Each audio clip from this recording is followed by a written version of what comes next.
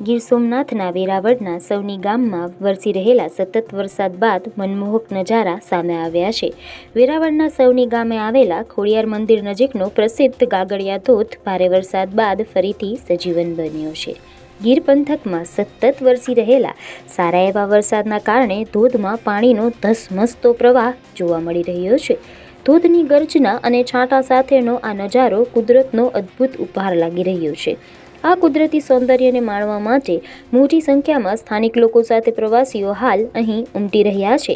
બાળકો હોય કે વૃદ્ધો, સૌ કોઈને ધોધના ઠંડા પાણીમાં ભીંજાઈ અને આનંદ માણવો ખૂબ જ સારો લાગી રહ્યો છે।